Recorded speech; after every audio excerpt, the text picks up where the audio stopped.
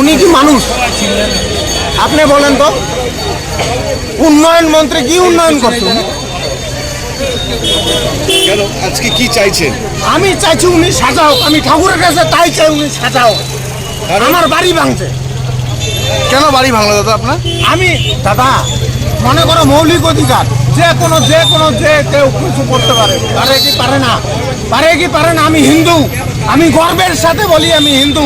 এই কথা শুধু আমি না, স্বামী বিবেকানন্দ বলছে, আমি গর্বের সাথে বলি আমি হিন্দু। আর তার জন্য আমার বাড়িতে উপরে হামলা হয়েছে।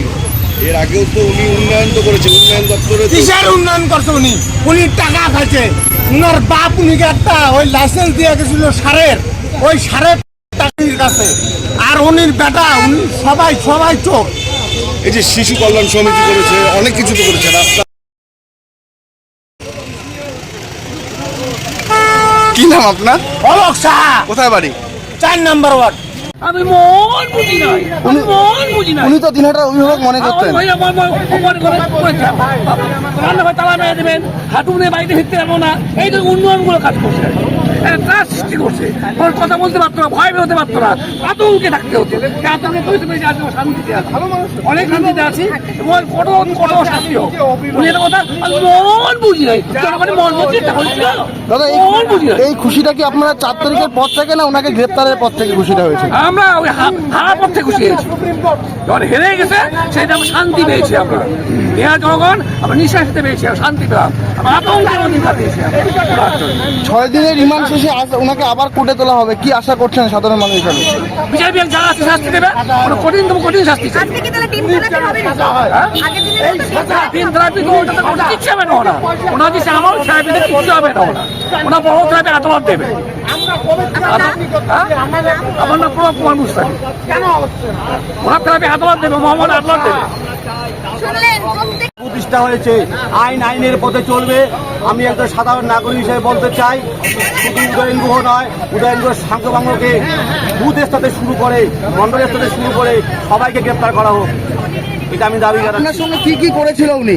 আমার সঙ্গে করেছিল, আমি ভারতীয় জনতা পার্টি করি জন্য আমার ফাইন নেওয়া হয়েছিল।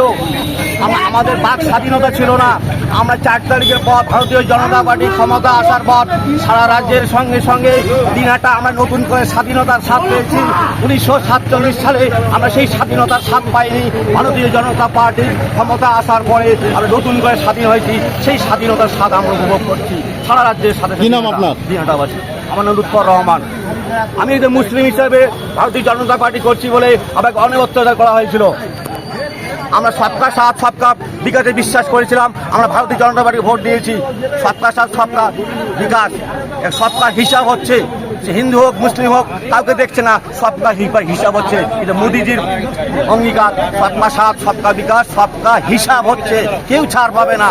আমি মাননীয় আপনার মাধ্যমে মাননীয় মুখ্যমন্ত্রীর কাছে বলতে চাই, শুধু বড় মাথাগুলোকে ধরলে হবে না, তার সাঙ্গপাঙ্গকে গ্রেপ্তার করতে হবে।